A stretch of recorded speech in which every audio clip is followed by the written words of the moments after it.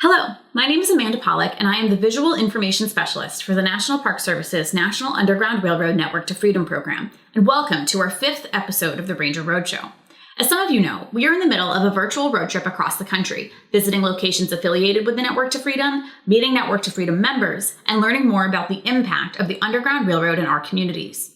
On today's episode of the Ranger Roadshow, we are headed to Brackettville, Texas, to visit the Seminole Indian Scouts Cemetery.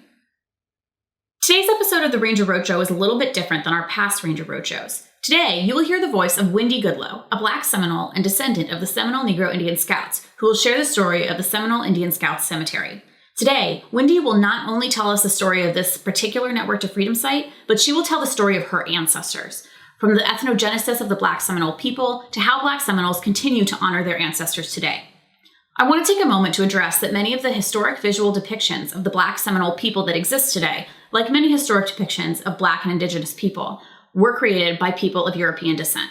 Thus, a Western gaze affects a lot of our source material, from drawings of Black Seminoles fighting in wars to the creation of maps. The images that we chose to show today were chosen with the help of Wendy and her community, and we hope that by taking this approach, we shed a new light on a story that has not been shared widely in the United States. Without further ado, I present the story of the Seminole Indian Scouts Cemetery, narrated by Wendy Goodloe of the Seminole Indian Scouts Cemetery Association.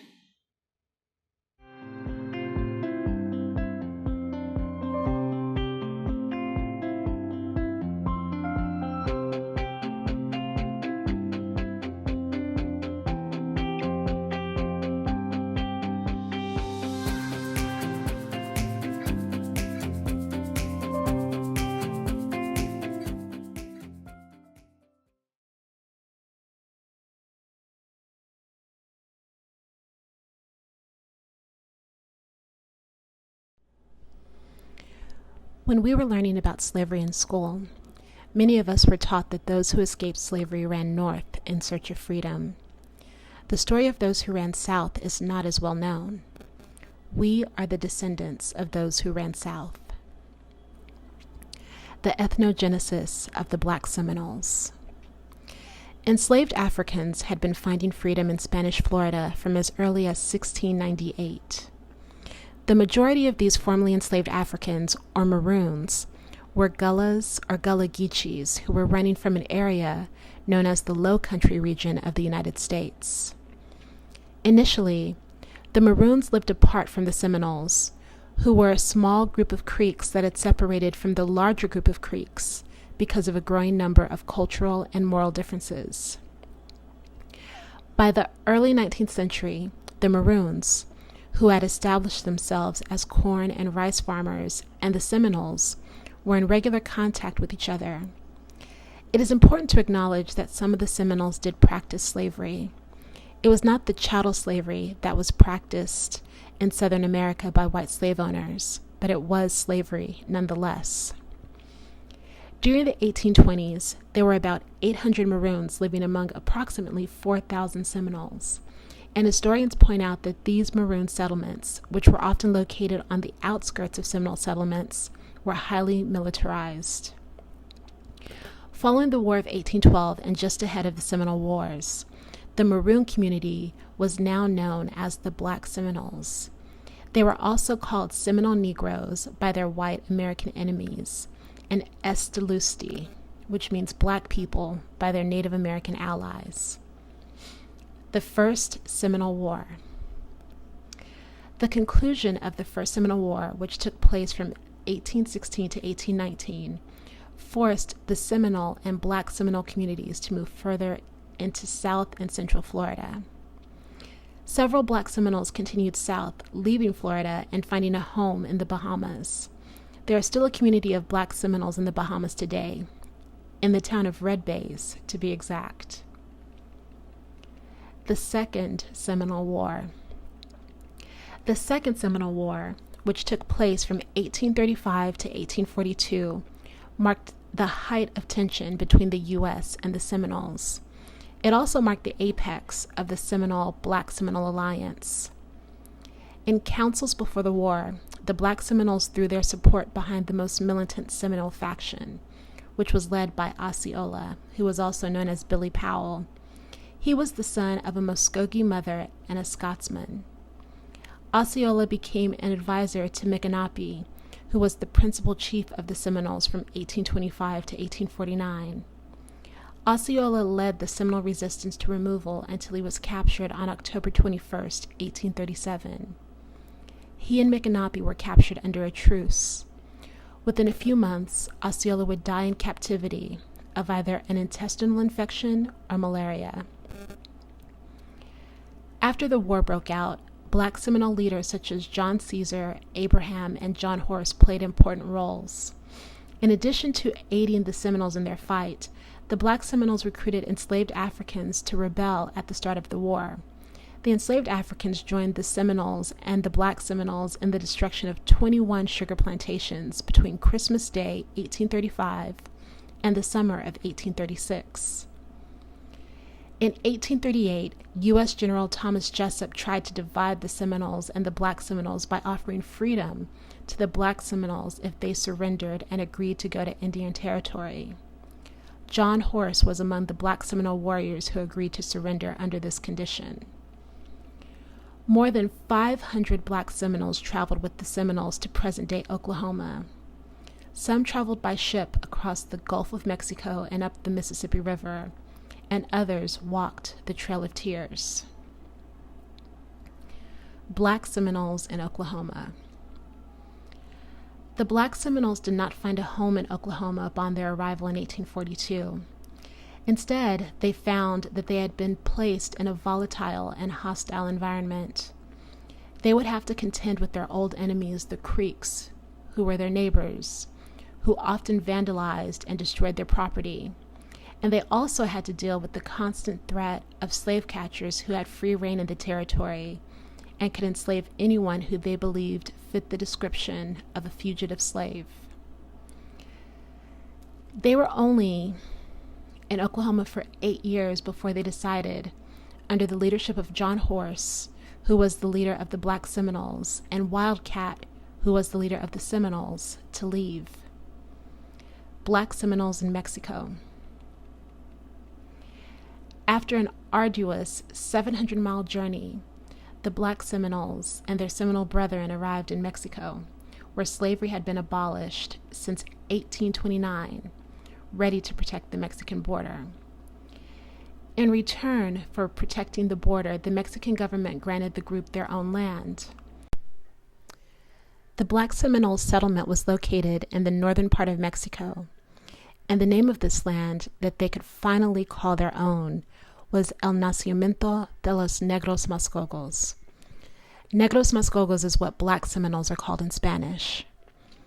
Although the Black Seminoles made the arduous trek with the group of Seminoles, the untimely death of their leader Wildcat prompted many of the Seminoles to return to Indian Territory. And for the next 20 years, from 1850 to 1870, the Black Seminoles would serve the Mexican government, protecting their land from invaders and raiding parties from Texas. They would become known as resilient, resourceful, and dependable fighters.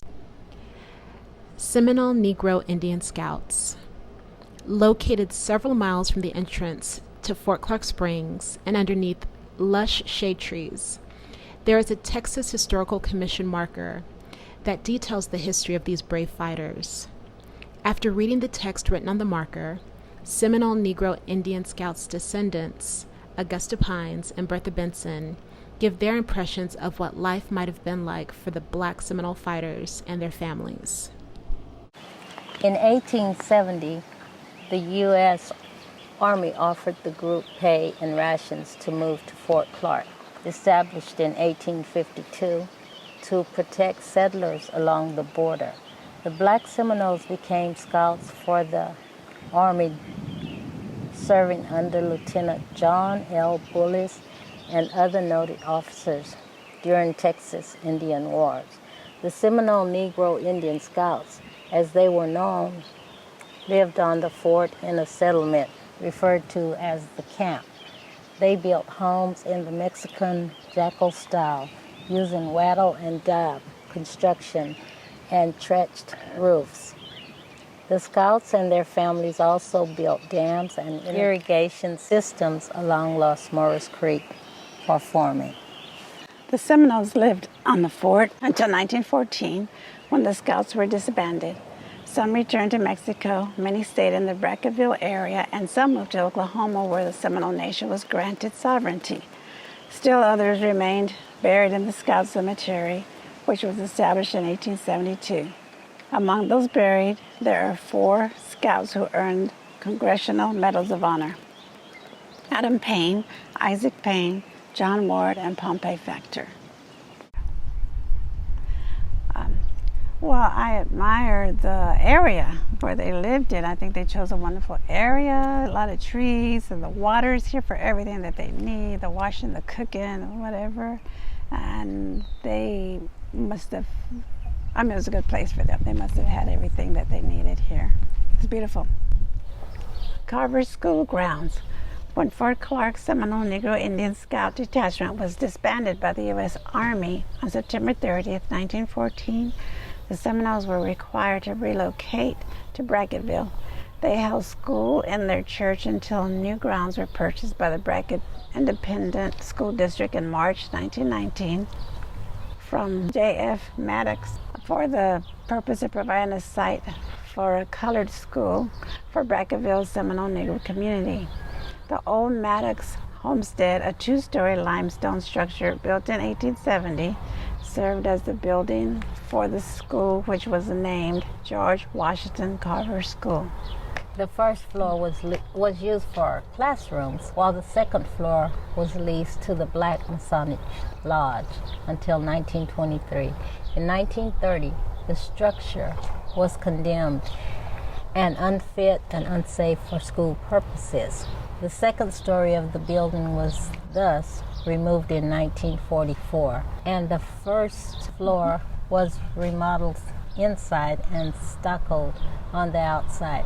The building was again used as a classroom for the primary and elementary grades, while high school classes were conducted in a new building completed in early 1944 by the 162nd Engineer Squadron of the 2nd Cavalry Division, then stationed at Fort Clark.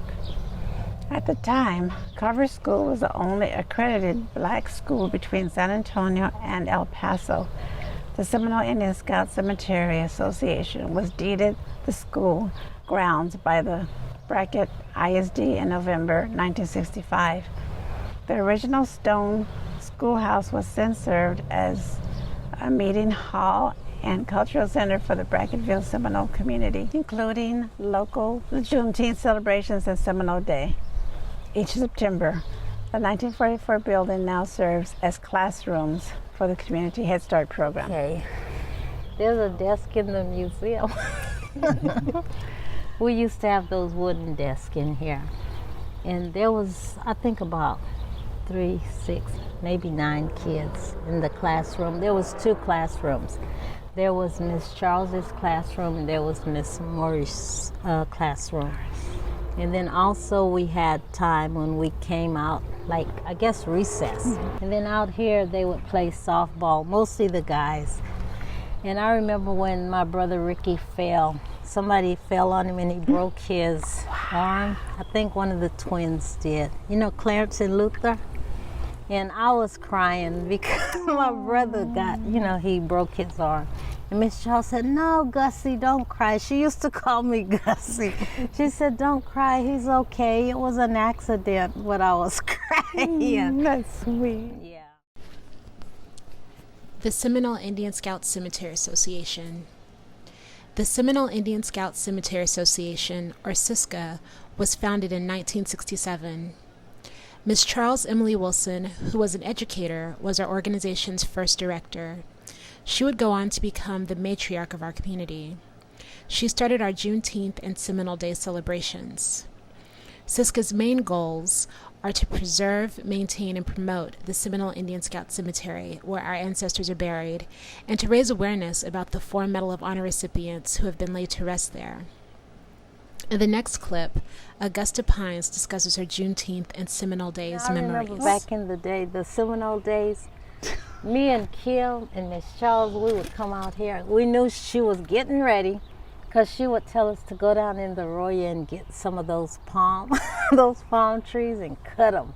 So we would go down there. There's some down there now, but we would go cut them, and she would put them in big buckets with water, and she would set them around the court there, you know, just as for decorations, I guess. And then also she would be sweating a little bit, you know, just getting stuff together. I can tell she was like excited. I remember.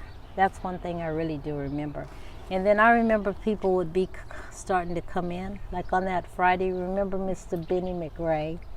I remember I met him out under the trees out there.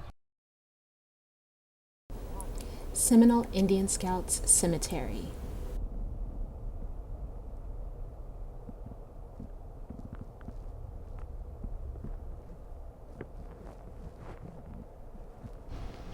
The Seminole Indian Scouts Cemetery is a sacred space for us. For many of us, multiple family members and dear friends are buried here. And for many years, the cemetery was the only place that was ours. So, as a group, we have always made sure to keep the cemetery clean and inviting for those who visit. At the cemetery, there's a Texas Historical Commission marker. Bertha Benson will first read the text on the marker.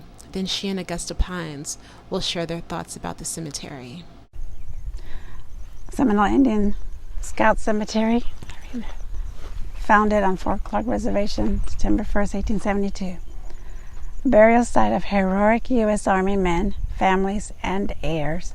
These Seminoles came mainly from Florida about 1850, lived in northern Mexico or Texas, joined Lieutenant John L. Bullis, later General, and Colonel Ranald S. McKenzie in ridding Texas of hostile Indians in 1870s. I know it seems strange to see, but I walk over here and it just feels like home. It does. I know that's a strange thing to say about a cemetery, but I love that it's here. I love that I can bring my kids here and say, this is so-and-so, this is your grandma, this is this, just go on down the line. I even have a little, older sister down over there. Okay. And I don't know, it's just, and there's a feel to it too. Yeah, there's a feel. it's beautiful. Oh, gosh. I mean, it's not fancy or anything, but it feels so good.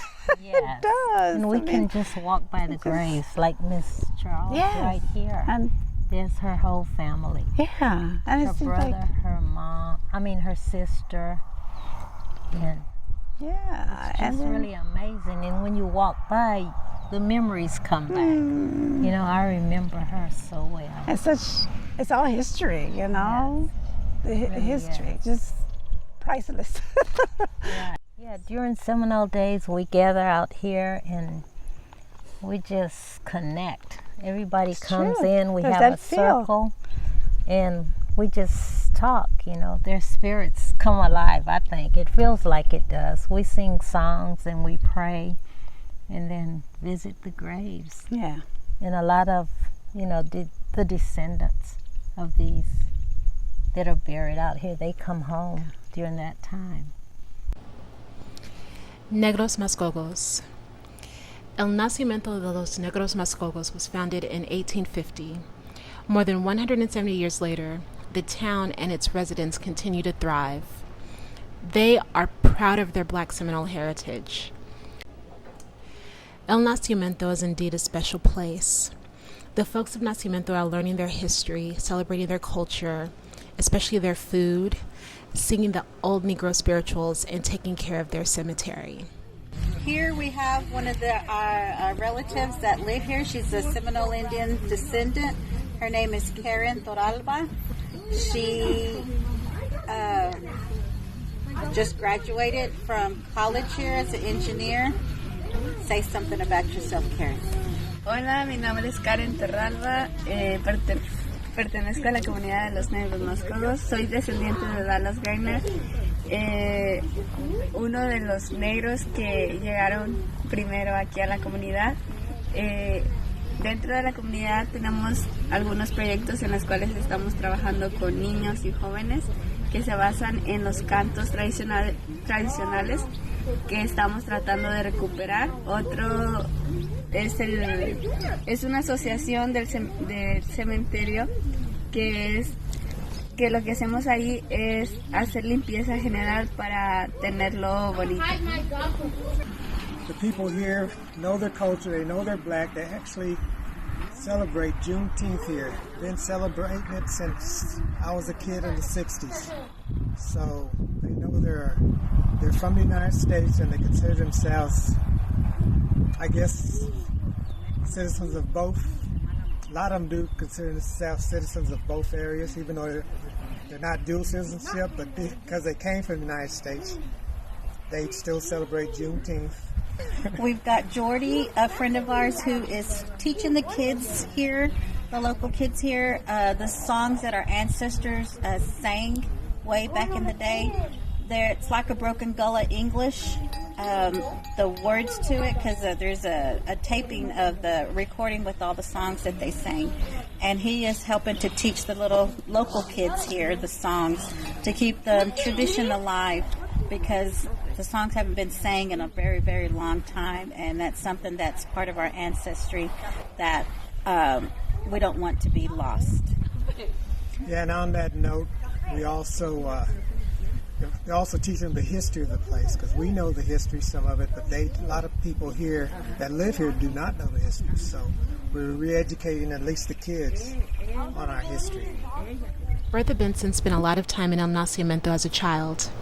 In the next clip, she discusses some childhood memories. Yeah, we used to go to Mexico every summer. After my dad used to live in Mexico, but got married and came over when they had one child and stayed here. And so when I found out we didn't go every summer until a few years after he got here. I thought we did all the time. All my life we did. And I'm the youngest, so all my life we went. Yeah. And it was always a wonderful thing. We're going to Mexico. We're going to, and because we get to be with our cousins. And communication, I did not know Spanish, but I knew sign language. Oh, how neat. How neat. Stuff like that. But we communicated. It was, and to look back, it's really great memories. Yeah, it's a whole new world over there. It's a whole different world. Not new, different world. Different. Cooked, and remember cooking with my grandmother and all the good stuff she cooked, and the fat tortillas she'd make. And she'd make tortillas. Then the tortillas are made, I could go on and on, from scratch. Wow. Remember, they get the corn, the dry corn that they grew, and boil it. To me, seemed like all day long. So I would say all day long with lime in it. They call it the nistamal. And then he grind it after cooked, grind it in the mill. Yes. And then she'd grind it again in the mill, all of it. And I remember telling her, it's good, Grandmama, we don't need to grind it. And she would just say, oh yeah? Not and she'd yet. keep on going, keep on going. How neat. And I did step with my grandmother because I'm the only one that got up early. My sisters would sleep late. Yeah. I would get up early. Jerry was up too, but I don't know where Jerry was. But yeah, so I did that in the morning. Oh, she would grind it through the mill twice, and then she'd put on the metate. Oh, okay, yeah. Yeah, the same, so it gets ground up 3 times, Then after that, she would do the tortillas, like corn tortillas. Flat. Yeah, And I knew the difference would be her, my mom, and my grandmother, and I knew who was who. Oh, wow. You knew. Okay. I knew, that's Grandmama. I knew who was who. Wow. They stopped. Yeah, the spring that we always got our water from for the kitchen or for the house, whatever, a priest had come and he blessed it. He prayed over it and all, and he told my grandmother that this spring is going to be here. It is never going to dry. Wow. And I was a little girl. Now look at me now, and it's still there. And it's still there. And still, I'm sure before me, it was there. So yeah, it looks like it's lasting. We, the Black Seminoles of Texas and Mexico, are very proud of our heritage. As a unified group, we are coming together and working together to teach ourselves and others about our rich history. In both towns, our cemeteries are incredibly sacred to us. Giving our dearly departed loved ones a final resting place that is peaceful and clean is very important. In addition, we are striving to revitalize those things that we once thought were lost. This includes the old Negro spirituals that were sung way back in the Low Country region of the U.S.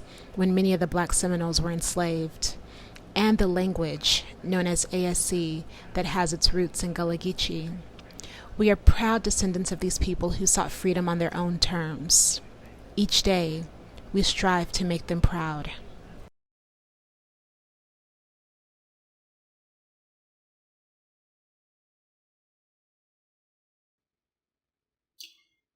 Thank you to Wendy and the entire Black Seminole community of Brackettville, Texas and El Nacimento for sharing their ancestor story with us. We are honored to work alongside you in preserving and sharing this story. To those of you watching, we thank you for joining us once again. We will see you next time, right back here on the Ranger Roadshow.